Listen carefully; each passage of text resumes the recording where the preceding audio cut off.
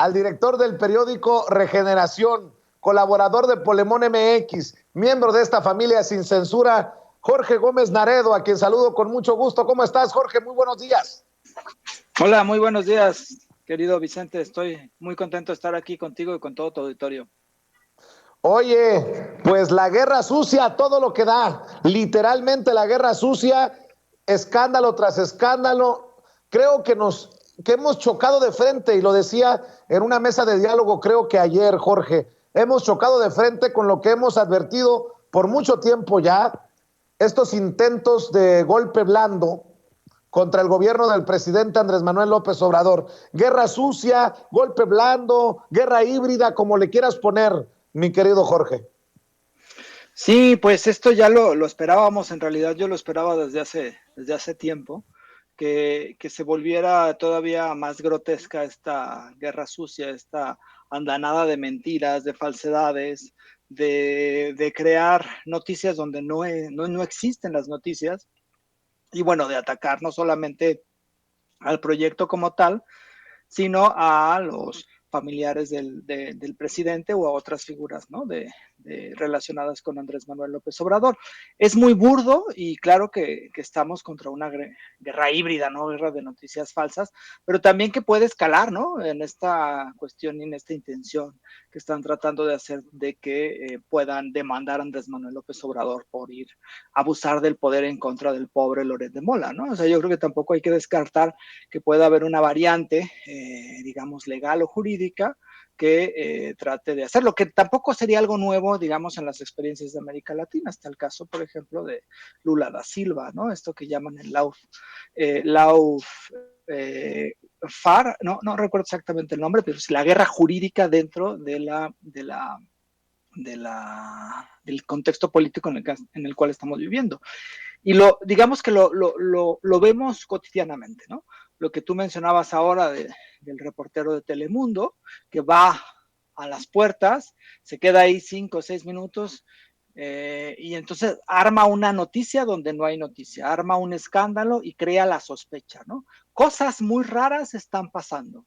Entonces, o sea, pero no hay ninguna certeza, no hay absolutamente nada, ¿no? Más allá, además del evidente racismo y la discriminación hacia los mexicanos o hacia las personas de origen latino, y sí, es absurdo, ¿no? O sea, algo o sea, y queda en la gente, ¿no? Repetido y por supuesto con todos los bots y las campañas que se hacen desde redes sociales, pues esta idea, ¿no? O sea, la sospecha de que hay algo raro, de que algo muy extraño está sucediendo en un caso en donde ni siquiera hay noticia, es decir, donde ni siquiera hay un interés o debiera haber un interés público. Las cartas, especialmente la de Carolina Adams, deja abajo y echa abajo todas las, digamos, especulaciones, sospechas que se hicieron del reportaje, del primer reportaje, entre comillas, que sacaron latinos y mexicanos contra la corrupción.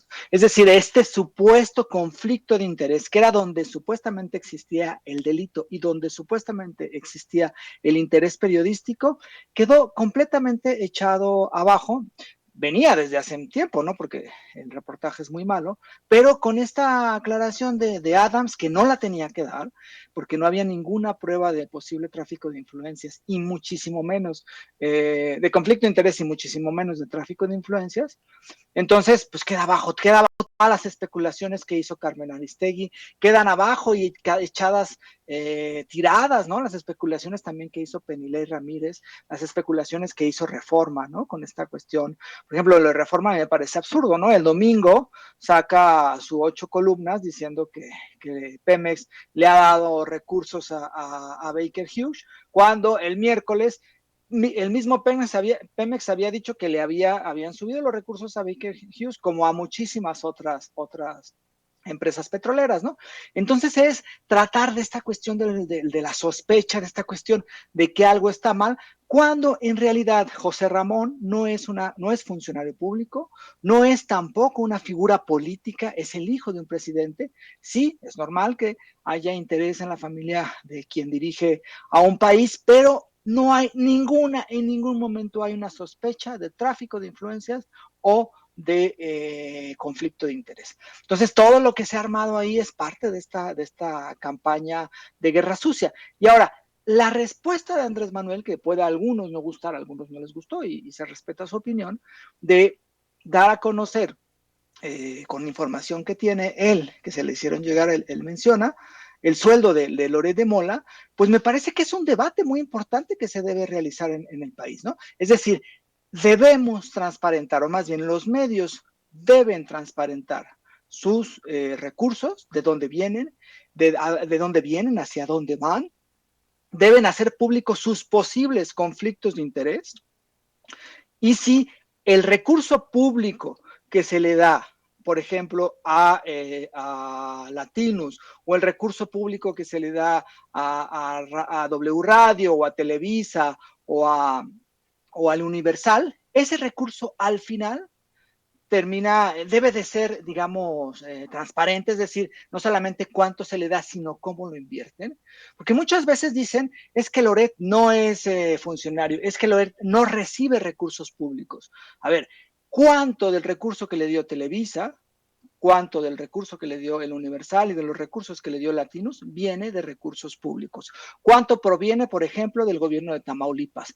¿Cuánto del gobierno de Michoacán? ¿Cuánto del Partido Verde, no? Es decir, es parte de esa discusión, y me parece que esa discusión se debe de dar y debe haber un debate acerca de ello, porque al final la información es un bien público. Y todos dicen que el periodismo es importantísimo para la democracia y que la función de los periodistas es esencial. Y sí, es importantísima porque manejan un bien público, y me parece que los medios, como empresas que manejan ese bien público, pues deben de transparentarse, que se hable de ese debate y no que se hable de lo que se está hablando y de esta degeneración de todos somos Loret, ¿no? Es indigno que hubiera... O sea, plantearse ese todos somos Loret es indigno. O sea, yo no sé cómo a muchos periodistas, porque muchos incluso lo pusieron, se atrevieron a ponerlo, ¿no? Loret es un impresentable y es el impresentable, digamos. Y déjame